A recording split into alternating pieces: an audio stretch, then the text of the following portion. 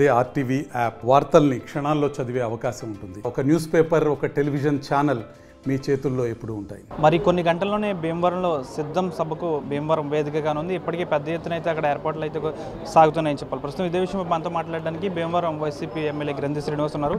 గత 3 నెలల క్రితం ఇక్కడే విద్యా దీవెన సమావేశం జరిగింది. పెద్ద ఎత్తున సభ సక్సెస్ అయింది మీ ఆధ్వర్యంలో. మరొకసారి సిద్ధం సభకు భీమవరం వేదిక అయింది. ఏ విధంగా ఉండబోతుంది ఈరోజు? ముఖ్యంగా లక్షలాది మందితోటి ఈ సిద్ధం సభలో రోడ్ షో పెట్టకున్నప్పటికీ కూడా చాలామంది యువత వాళ్ళందరూ కూడా ఏదైతే ముఖ్యమంత్రి గారు బైపాస్ రోడ్డు ఎంట్రన్స్లో ఆయన అక్కడికి రాగానే ఆయనకి స్వాగతం చెప్పడానికి వేలాది మంది యువత మేము చెప్పినప్పటికీ కూడా ఇప్పటికే చాలామంది ఆయన కోసం ఈ మంటలో ఇంచుమించు 11 గంటల కాడి నుంచే చాలామంది ఆయన కోసం ఇప్పటి నుంచే ఎదురు చూడటం, వేలాది మందికి ఆయన సభే ఉంది, రోడ్ షో లేకపోయినప్పటికీ కూడా తప్పనిసరి పరిస్థితుల్లో భీమవరంలో రోడ్ షో కూడా జరిపే పరిస్థితులు. ఎందుకంటే ఆయన మీద దాడి జరిగిన తర్వాత ఒక యువతే కాదు, ముఖ్యంగా అవ్వాతాతల కానించి అక్క చెల్లెమ్మల కానించి నిజంగా మామ అని పిలుచుకునే పిల్లల కానించి జగన్మోహన్ రెడ్డి గారిని ఆ దెబ్బ తగిలిన తర్వాత అన్న ఎలా ఉంది, ఆరోగ్యం ఎలా ఉంది అని చెప్పి ఏదైతే మనసులో ఎవరికైనా ఏదైనా జరిగితే దగ్గరికి వెళ్ళి పలకరించి అడుగుతాం. కానీ జగన్మోహన్ రెడ్డి గారిని కంటి చూపుతోటే ఆయనకి ఆశీర్వాదం ఇవ్వాలని, ఆయన ఆరోగ్యం బాగుపడాలని, ఆయన్ని ఆశీర్వదించడానికి అన్న నీ మీద చంద్రబాబు నాయుడు లాంటి వాళ్ళు, పవన్ కళ్యాణ్ లాంటి వాళ్ళు ఎన్ని కుతంత్రాలు చేసినా కనీసం మానవత్వం లేకుండా మనుషులు అనేది కూడా మర్చిపోయి, అరే గాయమైతే ఎవరన్నా సరే మనిషి పుట్టినోడు ఎవడైనా సరే కనీసం జాలి పడతాడు. కానీ ఇటువంటి రాజకీయ నాయకులను, ఇటువంటి రాక్షసానందం పొందే వాళ్ళని ఎక్కడ కూడా మనం చూడాల. ఆయన రాయ తగిలిన చోటుకి కొంచెం అటు ఇటుగా అయ్యి ఉంటే కనుక కన్నన్న పోయేది, ప్రాణమన్న పోయేది. కనీసం మానవత్వం లేకుండా వాళ్ళ స్పందించిన తీరు చూస్తే, వాళ్ళ రాక్షసానందం చూస్తే, ఆ గాయం తగిలిన దానికి ఎంతగా ఆనందపడుతున్నారు అనేది ఇవాళ రాష్ట్ర ప్రజలందరికీ కూడా అర్థమైంది. ఇటువంటి కుసంస్కారులు, ఇటువంటి రాక్షసానందం పొందే వ్యక్తులు ఈ రాష్ట్రానికి ప్రజలకు ఏం చేస్తారు? అసలు మనం చూసుకుంటే కనుక జగన్మోహన్ రెడ్డి గారు ఈ రాష్ట్రంలో పేదలు కానీ, రైతులు కానీ, అక్క చెల్లెమ్మలు కానీ వీళ్ళందరూ కూడా ప్రతి ఒక్కళ్ళకు కూడా పేదరికంలో ఉన్నవాళ్ళు తమ కూడా గౌరవంగా బతకాలి, ఆత్మాభిమానంతో బతకాలి, మనం స్వయం సమృద్ధిని సాధించాలి, ఎదగాలి. మనం కూడా ఒక చోట పనిచేస్తున్నాం, ఒకళ్ళ దగ్గర పనిచేస్తున్నాం, అలా కాదు, మనం కూడా 10 మందికి దారి చూపాలి, ఆశ్రయం కల్పించాలి, ఆ స్థాయికి మనం ఎదగాలని ఆశతో బతుకుతున్న పేదవాళ్ళందరికీ కూడా జగన్మోహన్ రెడ్డి గారు అండగా ఉండి వాళ్ళ పేదరికంలోంచి పైకి రావాలని చెప్పి వాళ్ళ తరపున వాళ్ళందరూ నా కుటుంబం అనుకుని పనిచేస్తున్న జగన్మోహన్ రెడ్డి గారి మీద జరిగిన దాడిని ఎవరు కూడా తట్టుకోలేకపోతున్నారు. నిజంగా స్వయంగా దగ్గరికి వెళ్ళి పలకరించలేరేమో కానీ ఈ సభ దగ్గరికి వచ్చి ఆయన్ని చూడడం ద్వారా, ఆయన్ని సంఘీభావం తెలియజేయడం ద్వారా అన్న నువ్వు నిండు నూరేళ్ళు కూడా ఆయురారోగ్యాలతో ఉండాలి, నీ మీద ఎటువంటి దాడి జరిగినా సరే ఆ భగవంతుడి ఆశీస్సులు ఉంటాయి నీకు, అలాగే మా ఆశీస్సులు ఉంటాయి, మా ఆశీర్వాదంతో మా ఆశల మీద ఏదైతే నీళ్లు జిమ్మాలని, మా ఆశలు అడియాసలు చేయాలని, మమ్మల్ని చిదిపేయాలని ఏదైతే చంద్రబాబు నాయుడు గారు, పవన్ కళ్యాణ్ గారు కుట్రలు కుతంత్రాలతో నిత్యం కూడా అసూయ ద్వేషాలతో బతుకుతున్నారో అటువంటి అసూయ ద్వేషాలు నిన్ను దరిచేరకూడదు, నీకు ఆ దిష్టి తగలకూడదు అని చెప్పి ఆశీర్వదించడానికి వాళ్ళ లక్షలాది మంది ఈ సభకు ఇచ్చేస్తున్నారని చెప్పి తెలియజేసుకుంటారు. గ్రంథి శ్రీనివాస్ భారీ మెజార్టీతో గెలుస్తారనే ఉద్దేశంతోనే మరొకసారి సిద్ధం సభకు భీమవరం వేదిక అయిందని వచ్చా. అంటే చాలామంది ఎమ్మెల్యేలు కూడా తమ ఏరియాలో సిద్ధం సభ పెట్టాలని కోరుకుంటారు, కానీ వారికి ఎవరికి ఆ నియోజకవర్గాల్లో దక్కని అవకాశం మీకు దక్కింది, ఎలా ఉంది? ముఖ్యంగా జగన్మోహన్ రెడ్డి గారికి, అలాగే రాజశేఖర రెడ్డి గారికి కూడా నిజంగా మా కుటుంబం అంటున్నా, ముఖ్యంగా ఈ ప్రాంతంలో ఆయనకి ఒక ప్రత్యేకమైన అభిమానం. అందుకే రాజశేఖర రెడ్డి గారు సార్ అవకాశం ఇస్తే జగన్మోహన్ రెడ్డి గారు మరి 3వసారి ఇది అవకాశం ఇవ్వడం, 14, 19 మళ్ళీ 24లో కూడా అవకాశం ఇవ్వడం జరుగుతుంది.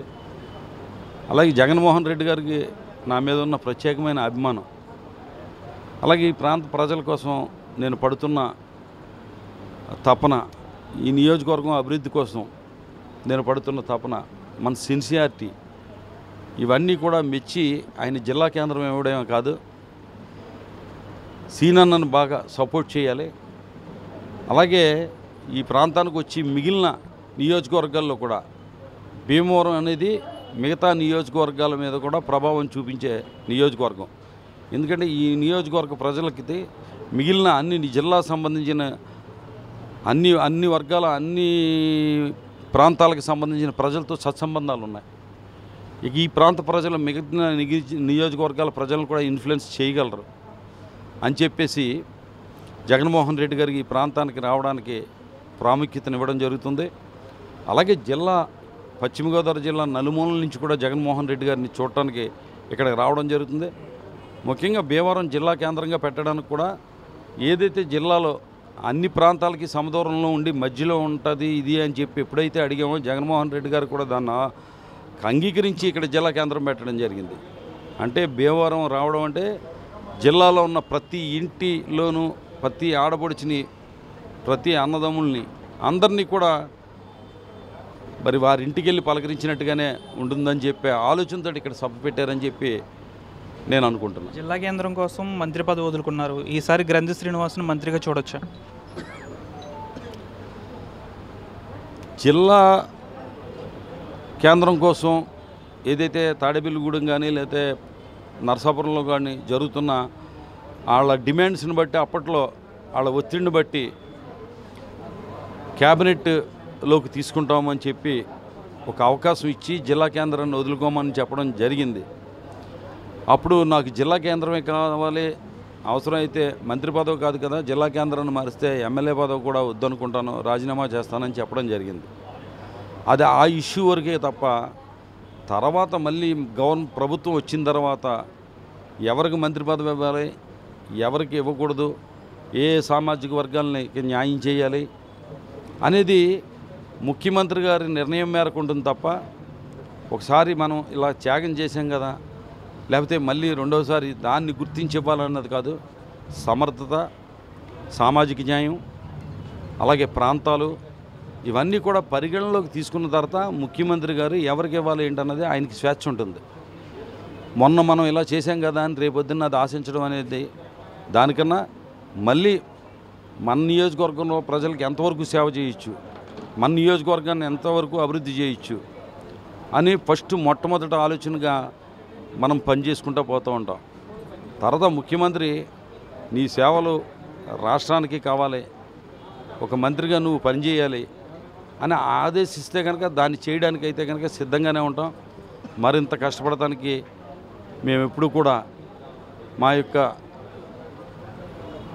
ఏదైతే జగన్మోహన్ రెడ్డి గారి యొక్క సహాయ సహకారాలతో ముందుకెళ్ళడానికి ఎటువంటి ఇబ్బంది లేదు, కానీ దానికి దీనికి సంబంధం లేదని మాత్రం చెప్పగలను. గ్రంథి శ్రీనివాస్ అంటే సీఎం జగన్మోహన్ రెడ్డికి చాలా అభిమానం. ఆ అభిమానాన్ని ఈ ఎన్నికల్లో ఎంత మెజార్టీతో సీఎం జగన్మోహన్ రెడ్డి గారికి మీరు గిఫ్ట్ ఇవ్వబోతున్నారు? ముఖ్యంగా జరుగుతున్న పరిణామాలు, జగన్మోహన్ రెడ్డి గారు జిల్లా కేంద్రం విషయంలో ఆయన తీసుకున్న నిర్ణయం కానీ, భీమవరం నియోజకవర్గం మీద చూపించిన ప్రత్యేకమైన శ్రద్ధ కానీ, ఎందుకంటే ఏరియా హాస్పిటల్కి సంబంధించి మళ్ళీ 28 కోట్లు శాంక్షన్ చేయడం, అలాగే అప్రోచ్ బ్రిడ్జిలకు సంబంధించి 38 కోట్లు శాంక్షన్ చేయడం, అలాగే అనేక అభివృద్ధి కార్యక్రమాలకి అన్నిటికి కూడా ఆయన అడిగిన వెంటనే చేయడం, అలాగే జిల్లా కలెక్టర్ కార్యాలయాన్ని ఏదైతే మార్కెట్ యార్డ్ ప్రాంతంలో నిర్మించడానికి జీవో ఇచ్చి టెండర్స్ కూడా పిలవడం, ఇవన్నీ చూసిన తర్వాత ముఖ్యంగా భీమవరం ప్రజలు కూడా జగన్మోహన్ రెడ్డి గారు గ్రంథి శ్రీనివాస్ గారికి ఎలాగైతే ఈ రాష్ట్రంలో ఏ నియోజకవర్గం కూడా అభివృద్ధి చెందనంతగా అభివృద్ధి చేయడానికి ఆయనకు అవకాశం ఇచ్చారు, ప్రోత్సహిస్తున్నారు అనేది ప్రజల్లో ఉంది. కాబట్టి ప్రజలందరూ కూడా మూకుమ్మడిగా ఏంటంటే వైఎస్ఆర్సీపీని, జగన్మోహన్ రెడ్డి గారికి అత్యంత ఇష్టమైన గ్రంథి శ్రీనివాస్ని గెలిపించుకోవడం ద్వారా మన జిల్లానే, మన నియోజకవర్గాన్ని ఇంకా మరింత అభివృద్ధి చేసుకోవచ్చు అనే ఆలోచనతో ఉన్నారు. అది వాళ్ళ ఆలోచన విధానాన్ని బట్టి చాలా అత్యధిక మెజారిటీ వస్తుందని ఆశిస్తున్నాను.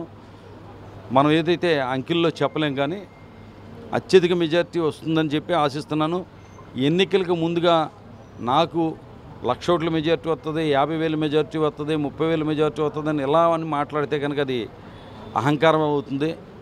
ప్రజాభిప్రాయాన్ని గౌరవించే వాళ్ళు ఎవరు కూడా ముందుగా అలా చెప్పరు. కానీ ఎన్నికల్లో విజయం సాధిస్తాం, అఖండమైన మెజార్టీ భీమవరం నియోజకవర్గ ప్రజలు ఇస్తారని చెప్పి ఆశిస్తున్నాం. Thank you sir. దాదాపుగా కూడా 5:30 గంటలకు ప్రారంభమయ్యే సిద్ధం సభకు సంబంధించి ఇప్పటికే అన్ని ఏర్పాట్లు పూర్తయ్యాయి. దాదాపు లక్షలాది మంది సిద్ధం సభకు వచ్చి సభని విజయవంతం చేస్తారని కూడా అంటున్నారు. ఈ ఎన్నికల్లో పెద్ద ఎత్తున భారీ మెజార్టీతో గెలిచి సీఎం జగన్మోహన్ రెడ్డికి గిఫ్ట్గా ఇస్తారని కూడా గ్రంథి శ్రీనివాస్ చెప్తున్నారు. వీడియో జర్నలిస్ట్ శేఖర్తో మనోజ్, RTV పశ్చిమ గోదావరి నుంచి. మరిన్ని వీడియోస్ కోసం ఛానల్ సబ్స్క్రైబ్ చేయండి, లేటెస్ట్ అప్డేట్స్ కోసం వాట్సాప్ ఛానల్ ఫాలో చేయండి అండ్ లింక్ డిస్క్రిప్షన్ లో ఉంది.